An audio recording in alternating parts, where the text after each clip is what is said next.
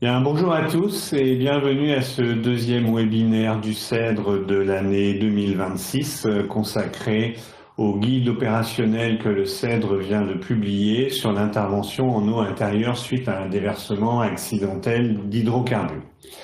Alors en préambule à ce webinaire, je voudrais rappeler quelques mots sur le CEDRE, ses missions et ses installations. Pour ceux qui ne nous connaissent pas, le Centre de documentation, de recherche et d'expérimentation sur les pollutions accidentelles des eaux a été créé en 1978 par le gouvernement français pour apporter de l'assistance aux autorités publiques en matière de préparation et de lutte contre les pollutions accidentelles des eaux.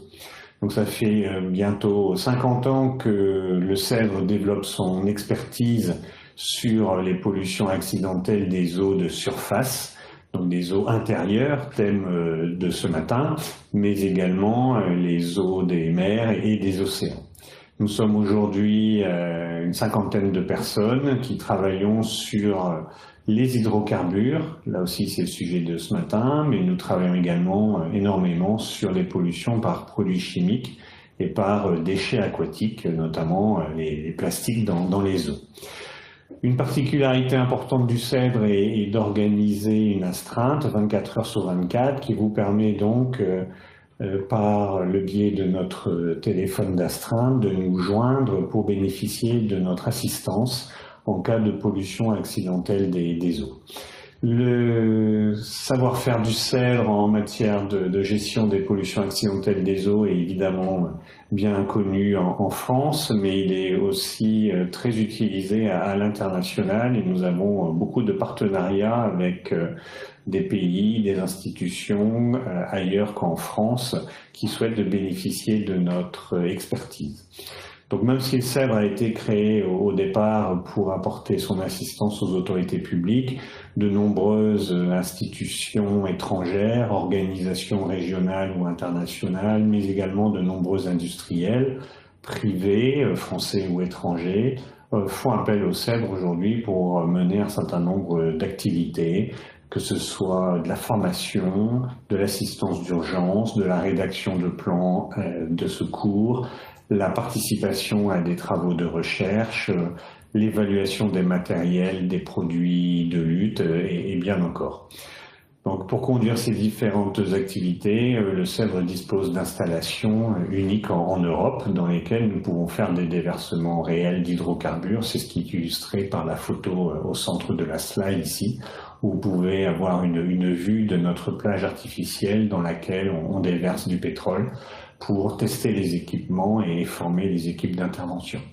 Donc une large gamme d'activités en lien avec les pollutions des eaux que vous pouvez trouver décrites de façon détaillée sur notre site internet.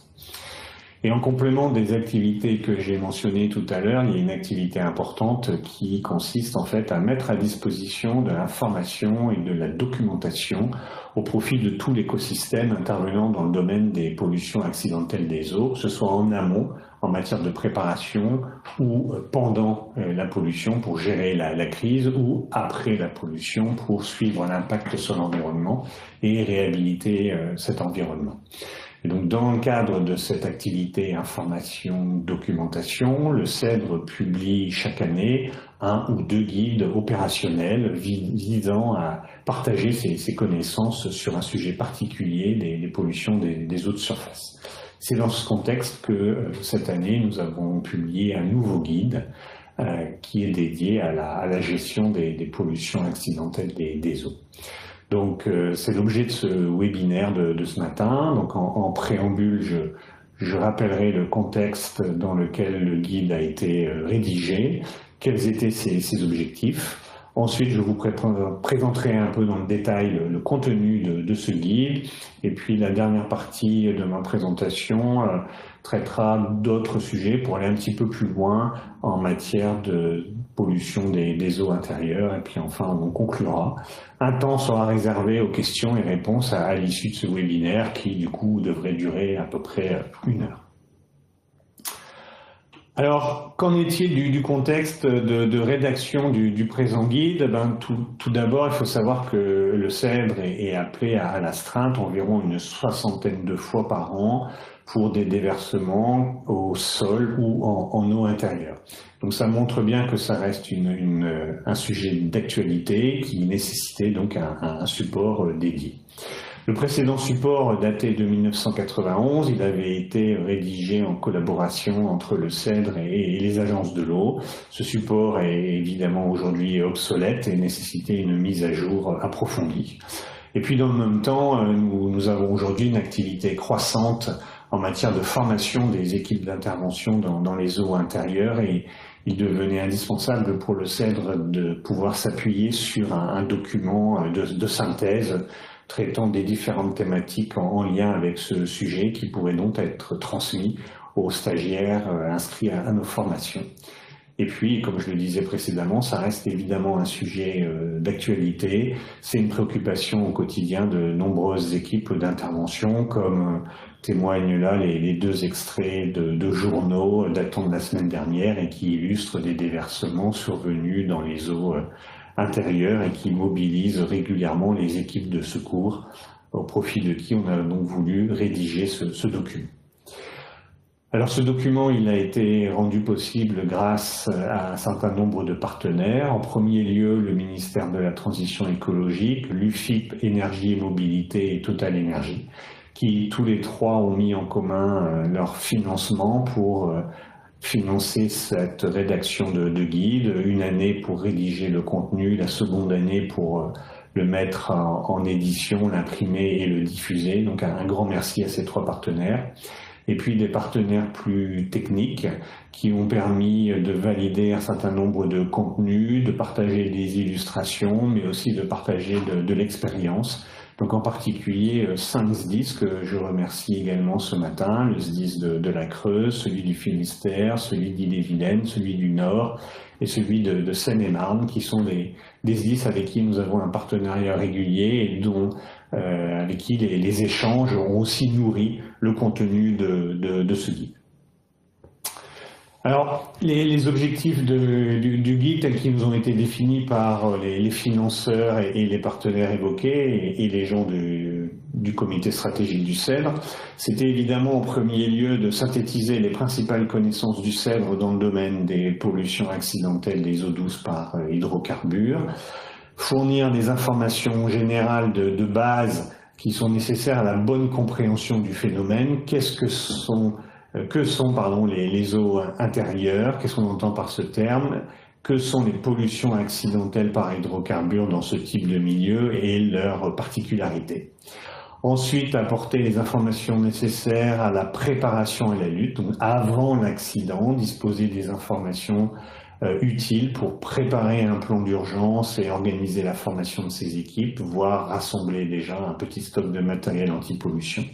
Et puis au moment où la pollution survient, avoir accès à de l'information opérationnelle permettant de conduire la gestion de la crise sur le terrain, avec 3 phases principales: l'évaluation de la situation, la prise de décision quant à la stratégie d'intervention et aux techniques à mettre en œuvre, et ensuite la partie intervention elle-même, c'est-à-dire la mise en œuvre concrète sur le terrain des techniques et matériels de lutte.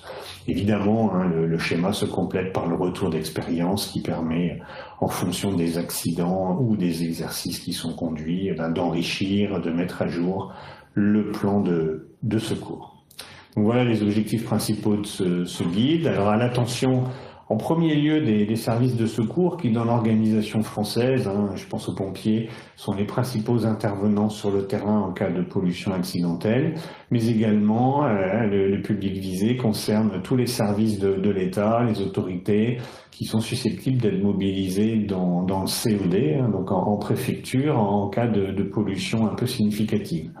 Donc on entend par là la DDT, la DREAL, l'ARS, la DDPP, l'OFB, les forces de l'ordre ou d'évaluation comme la police, la gendarmerie, le CLAESP et puis bien entendu, comme je le mentionnais, les SDIS.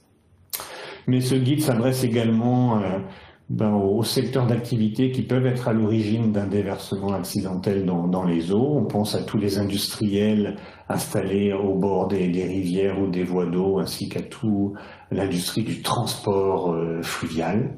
Je pense également aux ports et aux gestionnaires de voies d'eau ou de bassins versants, donc les gens comme VNF, les organismes comme les établissements publics de gestion de certains bassins versants ou de certaines voies d'eau. Bien entendu, les autorités locales, donc que ce soit les communes ou les communautés de communes, et en dernier lieu, les associations peuvent également trouver intérêt à ce guide. Alors évidemment, des associations de défense de l'environnement, mais aussi et surtout, je dirais, des associations d'usagers, comme les associations de pêche, par exemple. Alors pourquoi avoir rédigé un guide sur les eaux douces? Tout simplement parce que les eaux douces aujourd'hui constituent un milieu très vulnérable vis-à-vis des pollutions. Il faut avoir en tête le fait que l'hydrosphère sur notre planète, la planète bleue, certes pleine d'eau, mais surtout pleine d'eau salée, qui constitue 97,5% en fait des eaux présentes sur notre planète, tandis que les eaux douces n'en représentent que 2,5%. Donc vous voyez là immédiatement des ressources qui sont évidemment limitées. Et si on fait un focus sur les écosystèmes aquatiques de surface, c'est-à-dire tout ce qui concerne l'eau directement accessible à la surface de la Terre, sans évoquer les nappes d'eau souterraines, on atteint un pourcentage très limité de 0,6%. Ce qui prouve bien que des pollutions accidentelles dans des milieux très limités peuvent avoir un impact évidemment significatif. Alors évidemment avec des disparités géographiques importantes, certaines régions du globe étant évidemment plus riches en écosystèmes aquatiques que d'autres régions qui à l'inverse sont très arides et qui disposent de peu d'eau, voire même seulement une partie de l'année. Ces eaux douces constituent également un milieu très vulnérable vis-à-vis des pollutions. En premier lieu, grâce ou à cause d'une importante biodiversité. En effet, il y a vraiment une très riche cohorte d'espèces végétales et animales qui vivent dans ces milieux, que ce soit au fond de la rivière, dans l'eau ou sur les berges. Certaines espèces effectuent tout leur cycle de vie dans les eaux, on pense par exemple aux poissons. D'autres espèces, comme certains insectes, pondent dans les eaux, leurs larves se développent dans la rivière avant ensuite de sortir vivre dans l'air. Et puis évidemment, au bord de ces berges vivent de nombreuses espèces animales qui constituent une richesse pour la biodiversité. Les eaux douces sont aussi l'objet de nombreux usages par l'homme, que ce soit en zone rurale, en zone urbanisée ou au niveau des estuaires. Depuis tout temps, la rivière, la voie d'eau constitue une voie de transport, de mobilité des populations. Elle constitue évidemment une source d'alimentation. Les eaux sont utilisées pour une très grande diversité d'usages aujourd'hui, en zone industrielle pour du refroidissement, la production de vapeur, en zone de loisirs pour la pêche, de la navigation, la baignade, bref, des usages très divers qui, là aussi, vont contribuer à augmenter l'impact sur les populations d'un déversement important d'hydrocarbures. Voilà ce que je voulais dire en préalable pour fixer un peu le paysage et le contexte de rédaction de ce guide. Je vais maintenant m'attacher à vous en détailler un peu plus le contenu. Alors ce guide, il a été rédigé en suivant 5 chapitres. Un premier qui concerne les aspects généraux, visant essentiellement à bien faire comprendre au lecteur ce que c'est une pollution accidentelle des eaux douces et à lui fournir les éléments nécessaires à préparer un plan d'urgence. Un deuxième chapitre qui est focalisé sur l'intervention et qui est directement connecté à toute une série de fiches pratiques qui, elles, vont permettre de mieux comprendre de façon très concrète la façon avec laquelle il faut déployer sur le terrain les techniques évoquées dans ce chapitre intervention. Un troisième chapitre qui se focalise, lui, sur des retours d'expérience et qui permet de répondre à quelques questions très pratiques qu'on rencontre fréquemment sur le terrain, à la lumière de quelques cas sur lesquels le CEDRE a pu intervenir. Donc un recueil de fiches de pratiques d'intervention et pour finir un chapitre mettant à disposition quelques compléments d'informations sur lesquels je n'insisterai guère. Alors la première partie sur les aspects généraux traite du cadre juridique français qui organise en fait la réponse face à une pollution accidentelle des eaux. Trois principales personnes ou responsabilités sont identifiées: les responsabilités du pollueur, les responsabilités du maire et les responsabilités du préfet à travers les articles du Code de l'environnement, de sécurité intérieure et du Code général des collectivités territoriales principalement, permettent donc de comprendre les rôles et obligations de ces trois acteurs de la lutte anti-pollution. Donc chacun à son niveau peut comme ça se voir rappeler ce qui est attendu de sa fonction en situation de pollution accidentelle. Ce chapitre est évidemment très concentré sur le contexte français. Un deuxième aspect général qui est traité, c'est les déversements au sol. De notre expérience, de nombreuses pollutions accidentelles des eaux de surface sont en réalité liées à des déversements qui initialement ont eu lieu sur le sol ou dans les sols. Et donc il nous a semblé important de rappeler qu'un déversement mal maîtrisé à terre peut finalement se traduire assez rapidement, voire de façon très différée dans le temps, par une pollution des écosystèmes aquatiques. C'est le cas de pollutions qui s'infiltrent dans le sol et qui finissent par rejoindre la nappe phréatique, qui s'écoule dans les sols jusqu'à finalement atteindre la rivière ou un étang, et qui donc fait rejaillir du pétrole de façon parfois très différée dans le temps et dans l'espace. Donc c'est important d'avoir cette notion en tête: un déversement accidentel à terre pas toujours bien géré ou dont les conséquences sont sous-estimées peut à terme se transformer en pollution des eaux de surface.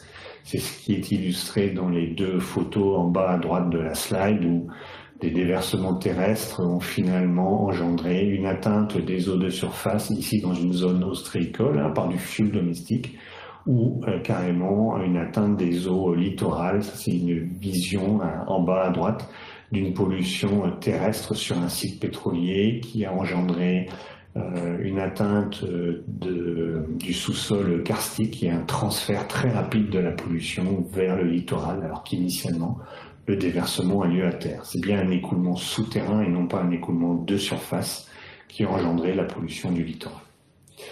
Un autre aspect abordé dans ce chapitre, c'est la description des plans d'eau et des cours d'eau. Donc ce guide s'adresse aussi bien aux pollutions des plans d'eau, c'est-à-dire des surfaces d'eau sans courant, que aux pollutions des rivières, donc avec présence de courant.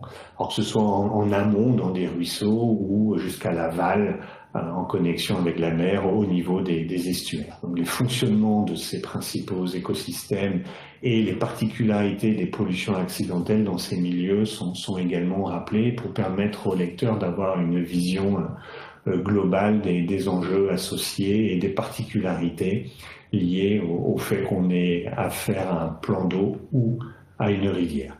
Et en matière de pollution des voies d'eau, évidemment, c'est important d'avoir en tête toute l'organisation de ces rivières en fonction du courant. C'est une des variables importantes expliquant l'organisation des rivières, avec, vous le voyez sur le schéma de gauche ici, le fait que plus on est en amont dans une rivière, près de la source, avec des pentes importantes et donc un courant rapide et une énergie apportée par ce courant qui est élevé, plus le lit de la rivière est creusé, plus le fond de la rivière est constitué plutôt de blocs rocheux qui résistent à la poussée du courant, et au fur et à mesure qu'on se déplace vers l'aval de la rivière, la pente diminue, le courant diminue, la forme de la rivière et de son lit évolue, le fond peut connaître des dépôts de matière en suspension qui, en fonction de l'énergie, en fait, ne sont plus transportés, il n'y a plus d'érosion de la rivière, mais à l'inverse, dépôts de sédiments fins au fond de cette rivière, ce qui va évidemment influencer la façon avec laquelle on peut, par exemple, disposer des ancrages pour déployer un barrage. Dans le même temps, on a en bas à droite un schéma qui permet d'illustrer le fait que non seulement le courant varie de l'amont à l'aval d'une rivière, mais que sur une même section, il varie de façon transversale.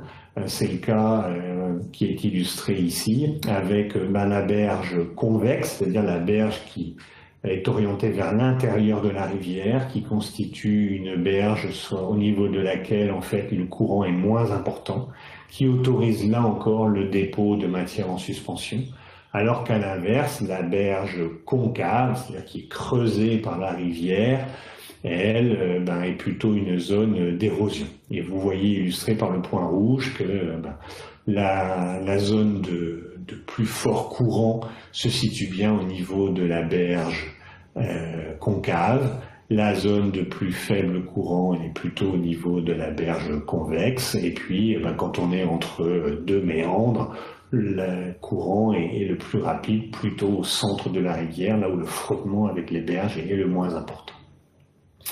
Et puis le schéma en haut à droite illustre simplement le fait que le courant peut aussi, sur une même portion de rivière, varier en fonction de la largeur de la rivière. Que, pour un même débit, évidemment, plus la rivière est large, moins le courant est rapide. À l'inverse, plus la rivière est étroite, plus le courant est élevé. Donc intuitivement, parfois les équipes d'intervention veulent par exemple confiner la pollution au point le plus étroit de la rivière parce qu'il y a moins de linéaires de barrage à déployer, et c'est là qu'il va subir la plus forte poussée du courant, qu'il vaut mieux finalement déployer le barrage dans la zone la plus large, quitte à déployer effectivement plus de longueur de barrage, mais celui-ci subira une moins forte poussée du courant et donc il sera plus efficace.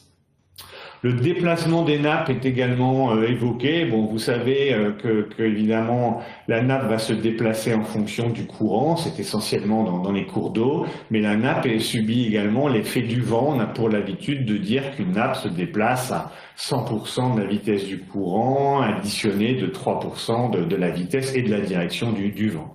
Donc dans un cours d'eau, évidemment, le déplacement de la nappe s'explique tout particulièrement par le vent qui peut être changeant et donc primordial d'anticiper les variations de météorologie.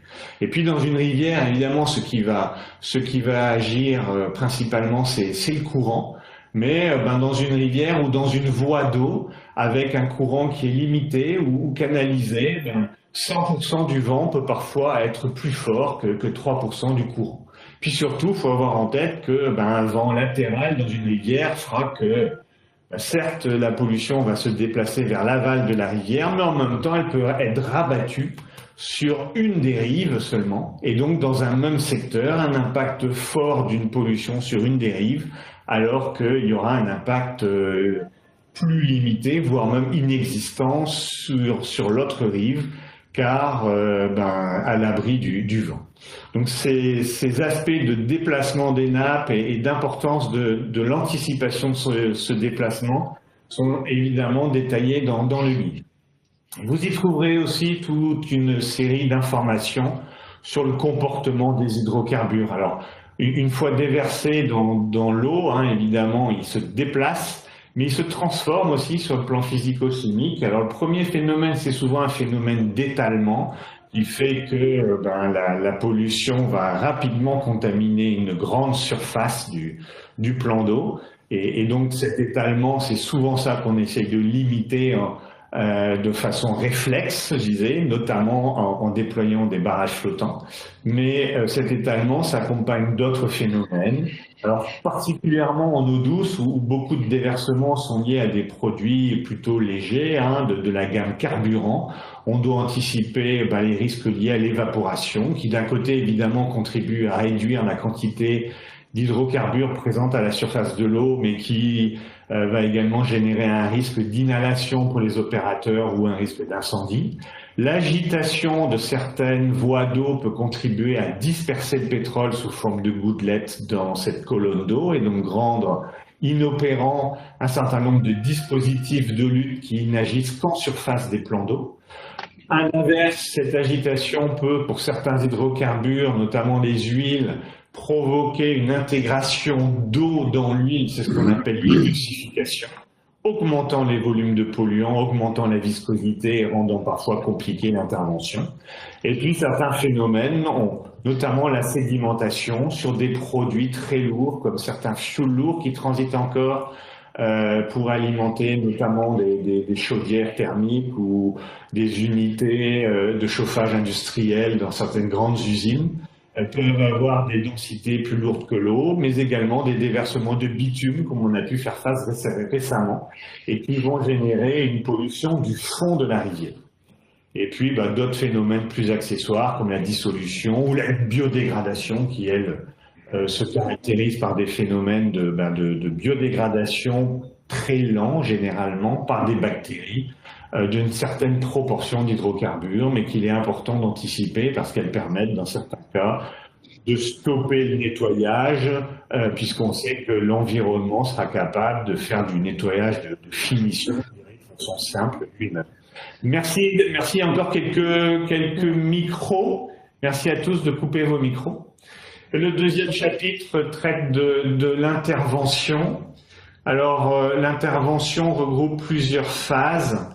Il y a toute une partie du chapitre qui concerne la reconnaissance et l'évaluation de la situation. On bascule ensuite sur des actions à la source visant à confiner au plus près de celle-ci la pollution avant qu'elle s'étale ou qu'elle n'atteigne le plan d'eau. Et puis une fois qu'elle est sur le plan d'eau, de limiter sa dérive et d'essayer de la garder dans un endroit propice à l'intervention, ce qu'on appellera le confinement. Toute une partie qui concerne la récupération de la pollution à l'intérieur du barrage.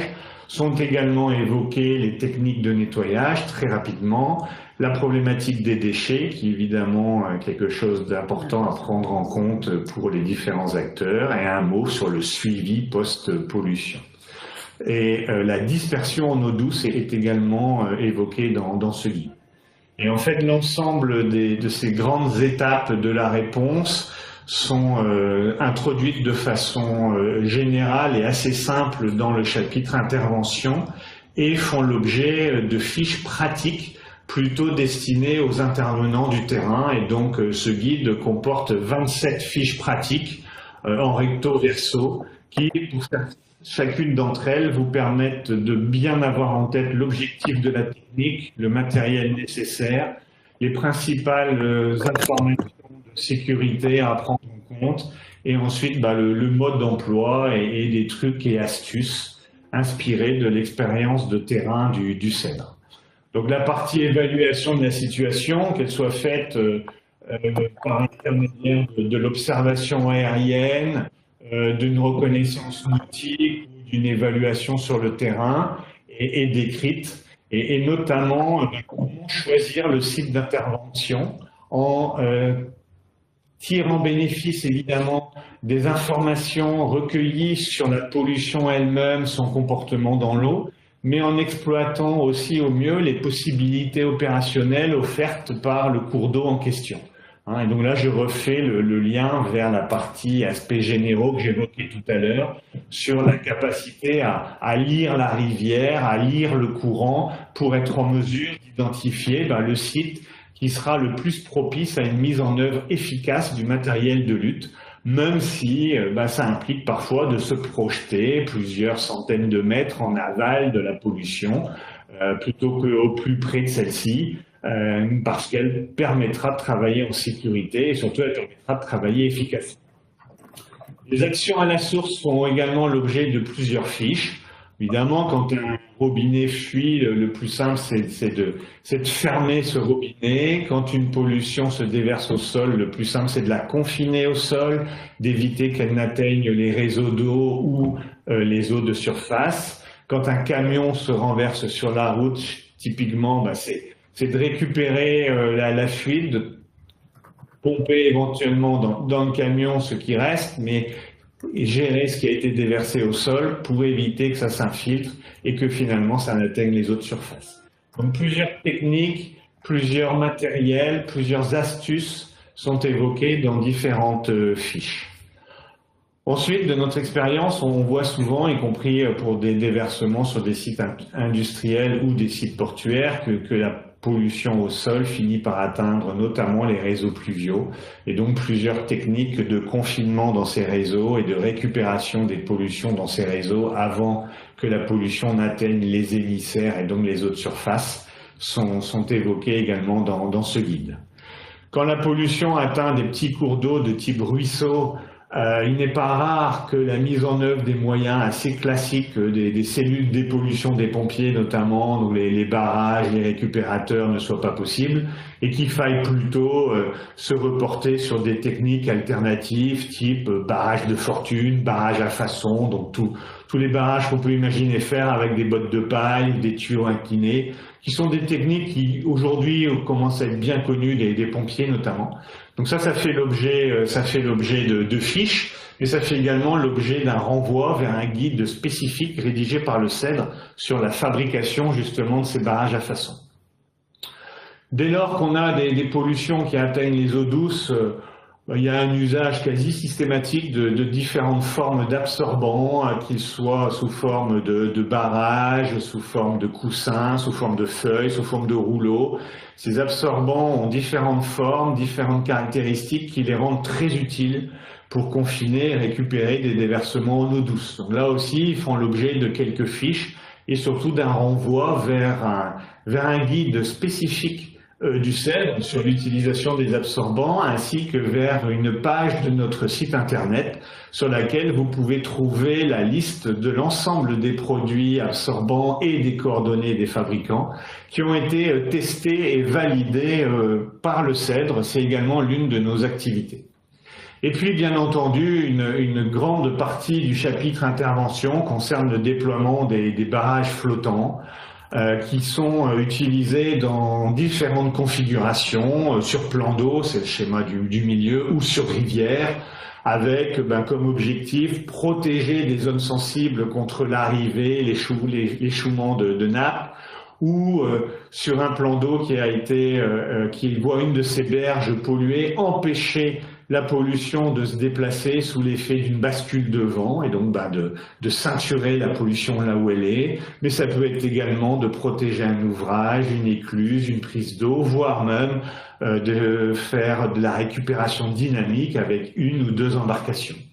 En rivière, les barrages ils sont souvent utilisés de façon inclinée dans le courant, en épi, en chevron, parfois même sur toute la largeur du plan d'eau quand c'est possible, mais ils peuvent être également utilisés pour protéger un bras mort sensible sur la rivière ou, quand la surface du plan d'eau le permet, également de faire de la récupération dynamique. Donc le barrage flottant est souvent l'outil auquel tout le monde pense quand il pense pollution, et d'ailleurs dans les médias, la réponse anti-pollution se résume souvent par des photos de barrages et des articles relatant que les pompiers ont déployé un barrage flottant. Donc dans l'esprit de beaucoup de gens, la lutte anti-pollution se résume, ou en tout cas doit se traduire par le déploiement d'un barrage qui n'est hélas pas efficace dans toutes les conditions, notamment dépendamment de la vitesse du courant. Ce qui joue c'est plus la vitesse de courant que le débit. Parfois on nous parle de débit, mais le débit n'est pas un problème pour un barrage. Le problème c'est la vitesse de l'eau à la surface du plan d'eau sur lequel on va évoluer. Alors là aussi il y a un renvoi vers notre guide sur les barrages qui est disponible au CEDRE. Et donc, toutes les notions de calcul d'angle pour disposer efficacement un barrage sont relatées dans ce guide. Et vous voyez à droite deux photos qui illustrent bien d'un côté un bout de barrage qui est déployé trop perpendiculairement dans le courant et ce barrage coule sous l'effet de la poussée du courant, ce qui le rend complètement inopérant. Et en bas, ce sont des moyens d'amarrage qui ont été sous-dimensionnés et qui font que le barrage déployé pour protéger une prise d'eau est emporté par celle-ci.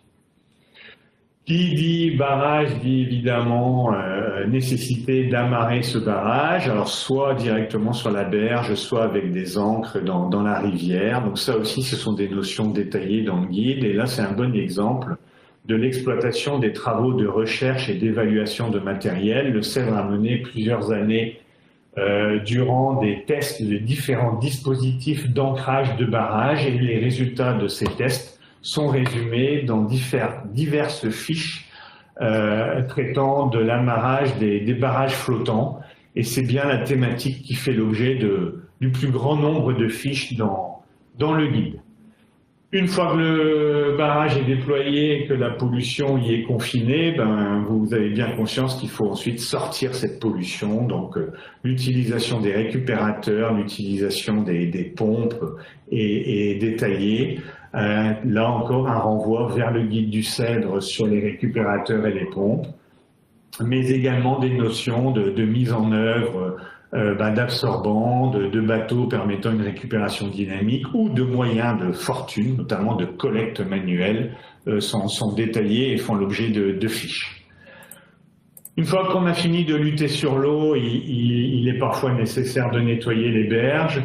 Alors cette notion-là n'est que très rapidement introduite dans le guide. En effet, le Cèdre a déjà publié un guide de nettoyage du littoral pollué. Alors il s'agit certes du littoral maritime, mais les principes de base d'organisation de chantier, de sélection des techniques, de sécurité, de mise en œuvre du matériel restent les mêmes. Et puis surtout, nos collègues d'Environnement et Changement Climatique Canada ont sorti il y a 2 ans un très bon guide sur le nettoyage des rives en eau douce, qui est disponible en langue française.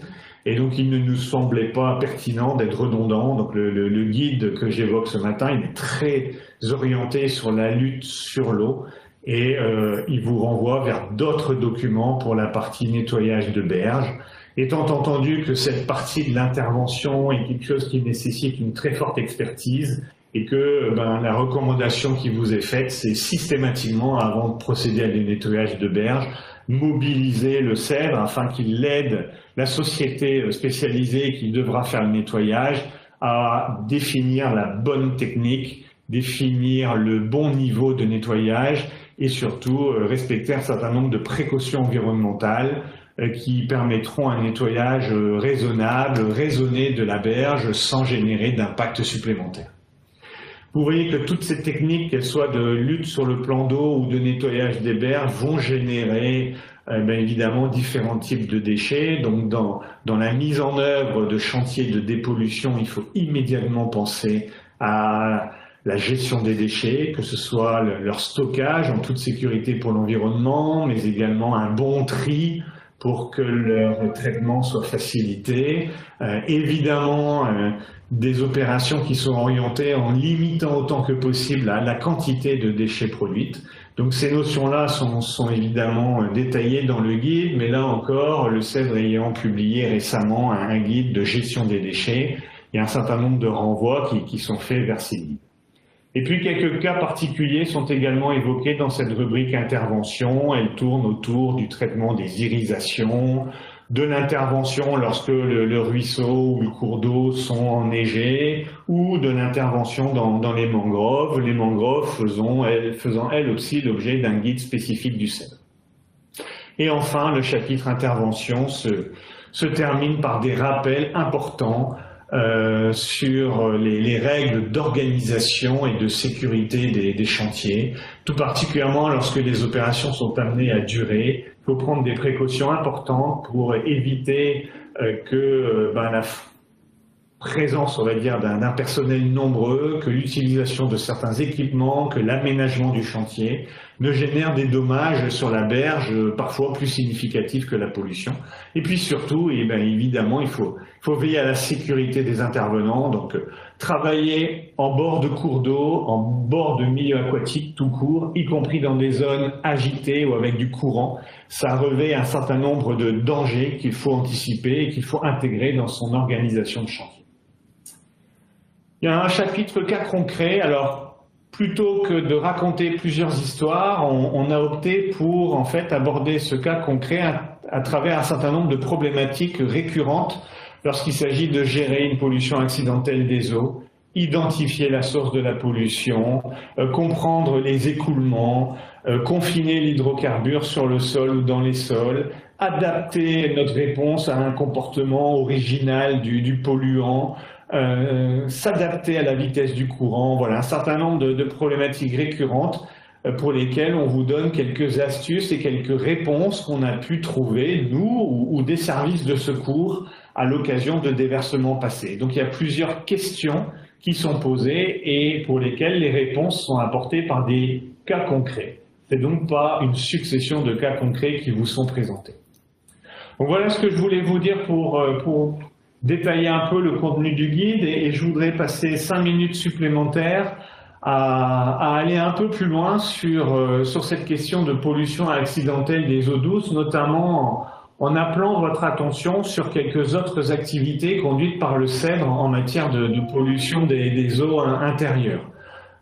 Concernant notre activité documentation, formation, plan d'intervention, connaissance et caractérisation des polluants, acquisition d'équipements, mais également intervention 24 heures sur 24. Tout d'abord, en matière de documentation, vous dire que voilà, ces 20 dernières années, grosso modo, le CEDRE a sorti une vingtaine de guides. On sort un guide par an, on publie un guide par an, ou on révise un guide par an. Donc vous voyez ici la collection des guides disponibles aujourd'hui auprès de notre centre de documentation Alphonse Arzel. Ces guides sont consultables sur notre site internet à la rubrique ressources. Mais si vous en souhaitez des exemplaires papier, vous avez un mail de contact vers notre centre de documentation et qui vous permettra d'obtenir l'expédition de versions papier. Les versions consultables en ligne sont gratuites, les versions papier sont payantes, à prix coûtant, juste pour financer notre temps de gestion et les coûts d'impression et d'expédition de ces guides. Donc vous pourrez prendre connaissance. C'est une collection aujourd'hui très riche qui passe par la reconnaissance des pollutions jusqu'au traitement des déchets, soit lié à une technique particulière de lutte, soit lié à un milieu particulier. On a traité des récifs coralliens, on a traité des mangroves, on a traité des ports, on a traité des eaux douces. Donc n'hésitez pas à jeter un œil sur cette riche collection.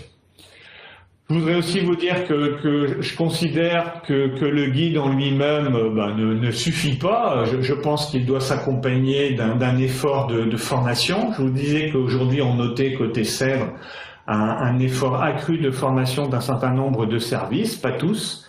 Et donc je voulais vous informer de 2 actions de formation organisées par le CEDRE. La première, c'est un stage que nous organisions chaque année. Un stage pratique visant à donner l'information technique de base sur la gestion d'un déversement accidentel au sol ou dans les eaux de surface. Alors, cette formation s'enrichit depuis cette année d'exercices pratiques conduits dans le nouveau centre de formation départemental du SDIS du Finistère. Nous avons eu le privilège d'être associés au développement de ce nouveau centre de formation qui héberge un plateau technique dédié à la gestion et à la formation des déversements au sol, dans les réseaux, dans les voies d'eau ou sur site industriel. Ce qui nous permet aujourd'hui d'avoir une journée entière de formation pratique sur le confinement des déversements sur une surface étanche, dans des réseaux d'eau, avec différents types d'avaloirs et donc mise en œuvre de toute une série de matériels de confinement ou récupération. Et puis, ça se suit derrière par des exercices conduits dans le bassin du Cèdre avec des déversements réels d'hydrocarbures et ensuite en site naturel. Ce qui permet donc aux participants de se former, je dirais, à des techniques de lutte au plus près de la source, autour d'un camion qui fuit, autour d'une canalisation qui fuit, dans les réseaux d'eau, donc dans les réseaux pluviaux, dans les ruisseaux, puis finalement dans une rivière. Et donc ça confère aujourd'hui à notre formation une très bonne plus-value technique. Et puis ça fait surtout de la Pointe Finistère, puisque le centre de formation est à une demi-heure de route du Cèdre. Ça confère un ensemble de plateaux techniques uniques en France, avec combinaison d'exercices pratiques au sol et d'exercices pratiques sur le plan d'eau. Donc cocorico, je dirais, on est dans le Finistère, la seule zone géographique à pouvoir proposer cette offre riche. Et donc la prochaine session est du 18 au 22 mai. Et cette formation pratique, elle s'accompagne également d'une formation à la gestion de crise, qui est organisée avec l'école des mines d'Alès, IMT Mines d'Alès, qui est organisée même dans les locaux de l'IMT Mines d'Alès, où on a le privilège de pouvoir utiliser un simulateur de crise. Et donc cette formation qui vise à donner les clés au personnel susceptible d'être impliqué dans un COD, donc les clés sur la façon de gérer ce type de pollution accidentelle des eaux de surface, se conclut par un grand exercice de mise en situation dans un COD simulé avec une cellule d'animation qui vous permet de vous entraîner en fait à la gestion de différents aspects liés à un déversement accidentel en eau de surface, qui traite aussi bien de l'approvisionnement en eau potable que de la gestion des impacts sur l'environnement, que de la communication de crise, la gestion des médias, la gestion des associations, etc. Donc là, la prochaine session est du 27 mai au 29 mai. Donc le guide au intérieur, dans sa partie aspects généraux, elle vise vraiment à compléter cette formation gestion de crise, et dans sa partie intervention, vise à compléter cette formation technique que j'évoquais tout à l'heure. Mais le CEDRE a également une mission d'assistance à la rédaction des plans d'intervention. Donc c'est une mission qui est prévue dans nos statuts, qui est financée par une subvention du ministère de l'Intérieur et qui permet donc d'assister les préfectures, notamment les sites PC, dans l'élaboration de leurs dispositifs spécifiques de lutte contre les pollutions accidentelles des eaux intérieures. Donc on a collaboré récemment avec la préfecture du Morbihan, nous collaborons actuellement avec la préfecture du Rhône, mais cette activité, nous la conduisons également au profit des industriels et notamment à la société Total Energy, fait assez régulièrement appel au CEDRE pour l'assister dans la rédaction de ces plans d'urgence fluviaux ou rivières ou plans d'eau. Donc là aussi, n'hésitez pas à revenir vers nous sur ces activités planification. Ces activités planification, elles s'appuient sur toute une activité de recherche du CEDRE qui nous permet de mobiliser en fait différents outils très originaux dans notre poludrome, dans lequel en fait on simule le fonctionnement d'une rivière. Donc on a de l'eau qui circule en circuit fermé, qui est agitée par un batteur de houle, soumise à du vent généré par un ventilo, du courant provoqué par une hélice et un ensoleillement simulé par des lampes UV. Et ça nous permet d'étudier le comportement, par exemple, des nouveaux carburants dans les rivières. Et là, vous avez quelques vues du vieillissement, de l'aspect d'un biodiesel 30. Alors aujourd'hui, on met surtout du B7 dans les voitures, mais demain, certains usages, il y aura du B30. Et vous voyez comment ça se transforme dans la rivière au fur et à mesure des heures qui passent. Et on note notamment que toute une partie de ce polluant peut perdre son caractère flottant au fur et à mesure de son vieillissement. Mais cette activité recherche, elle nous permet aussi de tester des équipements dans nos bassins ou en rivière. Nous conduisons un programme permanent d'évaluation des équipements dans des zones à courant, en partenariat avec le Grand Port Maritime de Nantes-Saint-Nazaire, qui nous donne accès à son territoire pour tester dans le courant différents barrages flottants, différents systèmes d'amarrage, différents systèmes de récupération, mais également aux étiers voisins pour tester plutôt des moyens de fortune, de type barrière filtrante, mais également des moyens plus élaborés comme les barrières à bulles. Et nos installations dans lesquelles nous faisons des déversements organiques d'hydrocarbures nous permettent de tester des pompes, des récupérateurs sur du vrai pétrole. Tout ça nous permet d'alimenter une base de données, elle aussi accessible sur notre site internet, mais surtout d'être en mesure de vous conseiller de façon très pertinente sur le type de matériel le plus adapté aux polluants et au vieillissement de vos polluants, mais surtout à l'environnement dans lequel vous êtes susceptible d'évoluer. Et ces services-là, on peut vous les rendre 24 heures sur 24. Alors ça fait partie de notre mission, là encore, ça fait partie de nos statuts. Cette activité, elle est financée par le ministère de l'Intérieur et le ministère de l'Environnement pour la sphère publique. Vous pouvez nous appeler 24 heures sur 24 pour obtenir des renseignements de la part du CEDRE, voire nous mobiliser sur le terrain. Alors notre mission, elle passe essentiellement par de la transmission d'informations sur les polluants, du conseil sur les stratégies et les techniques de lutte, vous aider à mobiliser les moyens adéquats et vous accompagner dans la gestion de crise, notamment en mobilisant certains outils d'aide à la décision ou en faisant de la cartographie. Et sur le terrain, si nécessaire, on peut se mobiliser pour être en moins de 24 heures à peu près partout en France, pour vous assister dans la reconnaissance et l'évaluation de la pollution, participer aux cellules de crise, aux réunions de la cellule de crise, vous accompagner dans le lancement des chantiers de lutte, et y compris par de la formation dans l'urgence des équipes d'intervention ou des sociétés sous-traitantes mobilisées, veiller à la bonne organisation des chantiers et vous faire du suivi de pollution, notamment pour vous aider à décider quand les opérations de dépollution peuvent cesser, quand le niveau de propreté est assez bon. Donc vous voyez là aussi des photos en bas qui illustrent de l'observation par aéronef jusqu'à la validation de chantiers de dépollution pour la photo la plus à droite, en passant pour la deuxième photo en partant de la droite à des actions de formation des entreprises, à la fabrication de barrages de fortune par exemple.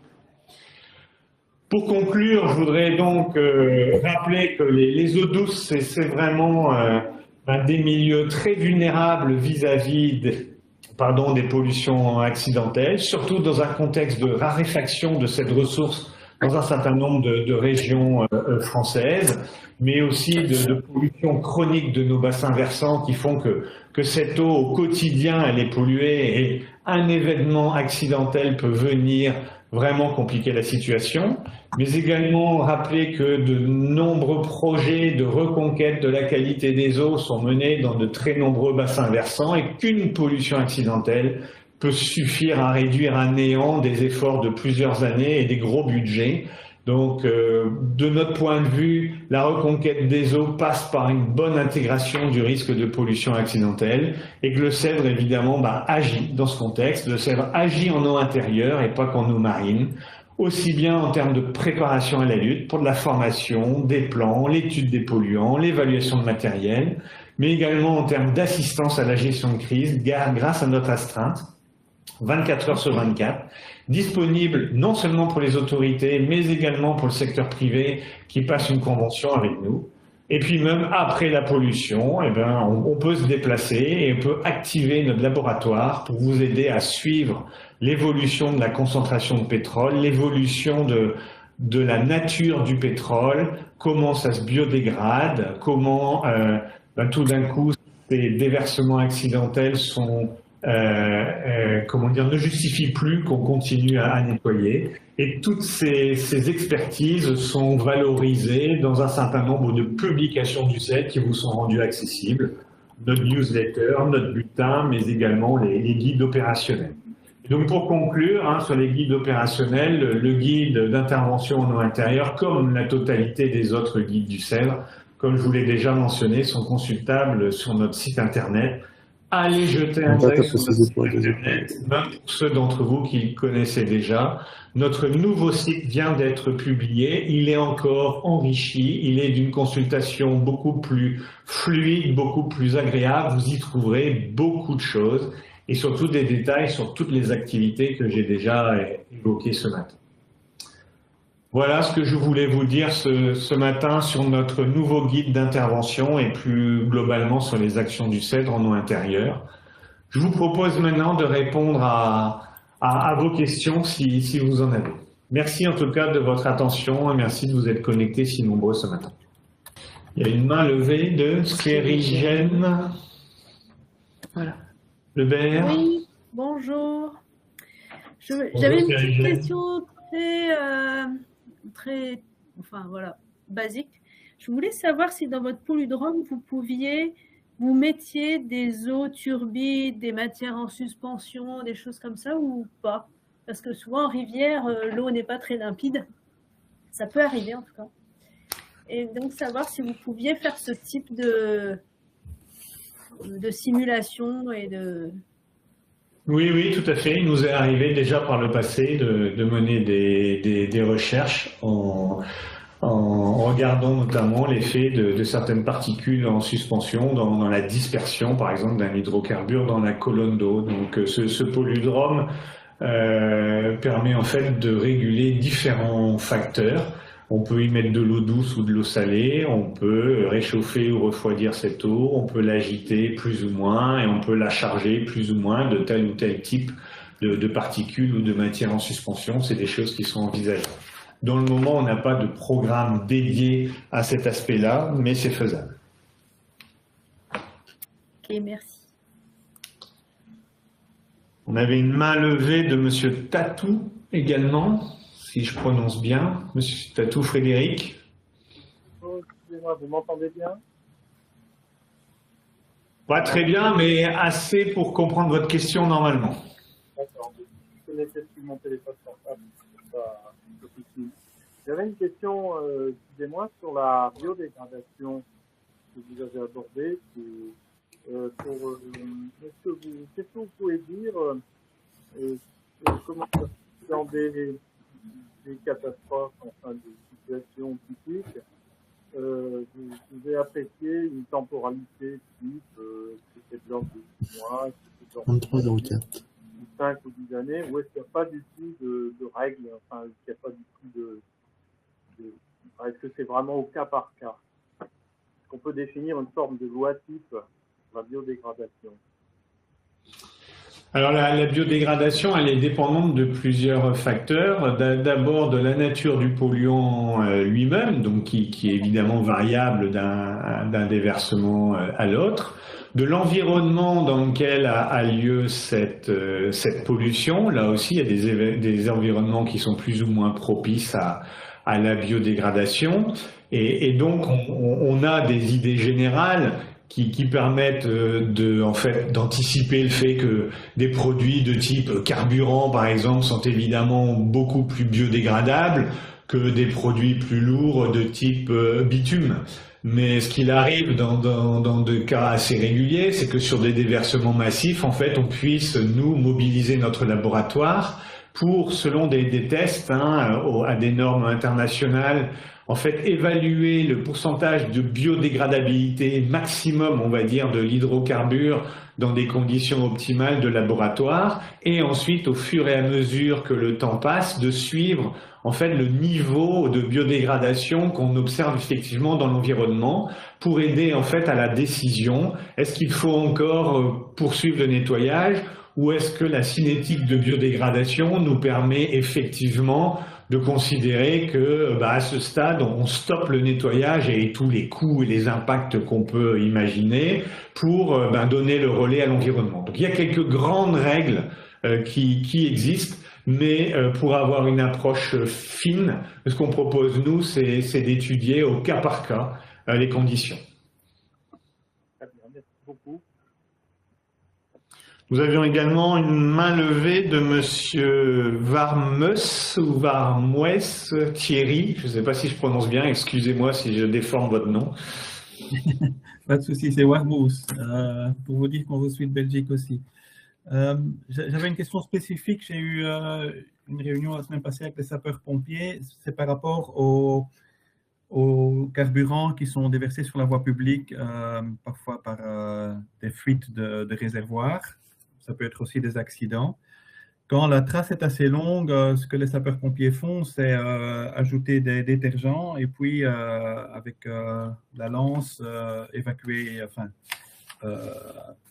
ajouter de l'eau, on va dire, pour évacuer ça. Alors ça va en général dans les avaloirs et puis souvent dans les cours d'eau.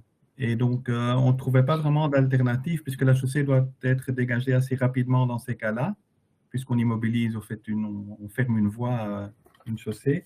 Et donc je voulais savoir si vous aviez étudié ce cas-là aussi et quelles étaient vos propositions pour ces cas-là. On peut naturellement, l'un détergent n'est pas l'autre, il y a peut-être des moyens qui sont meilleurs que d'autres. Il y a des granulés absorbants, mais ça c'est assez cher apparemment, ils me disent, et c'est bon pour quelques mètres carrés, mais pas pour 200 mètres de voirie. Voilà.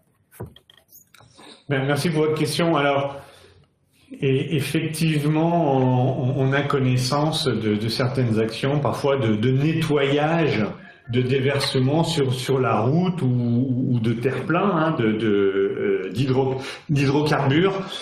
Alors, selon les contextes, le sel n'est que moyennement favorable à ce type de nettoyage. Comme vous l'avez justement mentionné, en fait, ce lessivage va accélérer le transfert de la pollution du sol vers des fossés et vers les voies d'eau.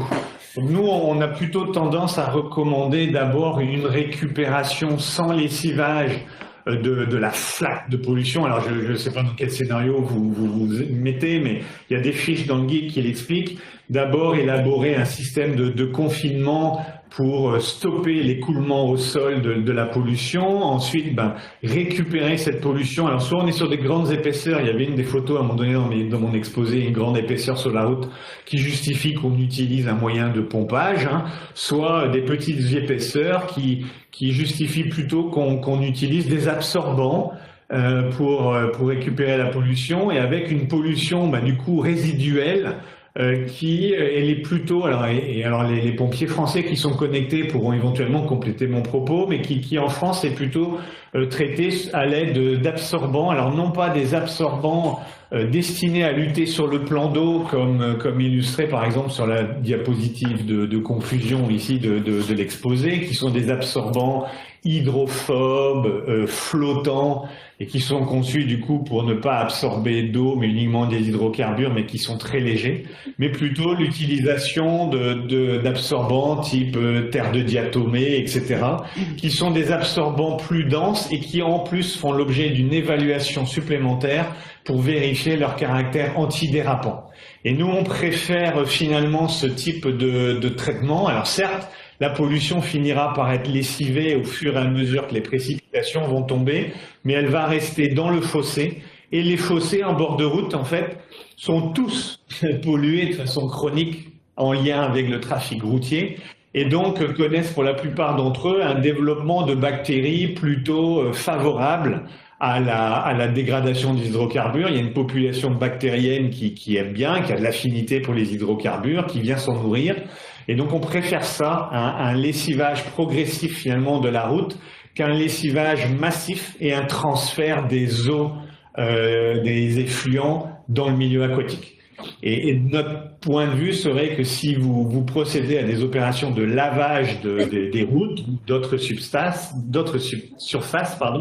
il faudrait que ça s'accompagne dans le fossé de dispositifs de récupération de l'effluent qui a été chassé par vos jets d'eau. Et donc pose de feuilles absorbantes, de boudins absorbants dans le fossé. C'est le risque sinon, c'est que la pollution que vous avez décollée de la route soit relarguée massivement dans l'émissaire ou dans l'exutoire au niveau d'un cours d'eau, et que localement on ait tout d'un coup une hausse du pic de concentration de la pollution à tel point qu'il puisse y avoir un impact sur l'environnement. Donc dans la stratégie du CED, c'est toujours agir au plus près de la source, récupérer le plus près de la source, éviter autant que possible de contaminer les eaux de surface et de mettre en œuvre tout ce qu'il est possible de faire pour éviter l'atteinte de la rivière. Et s'agissant du coût, je dirais que dans la mesure où vous identifiez le véhicule à l'origine du déversement, vous avez donc identifié le pollueur et son assureur.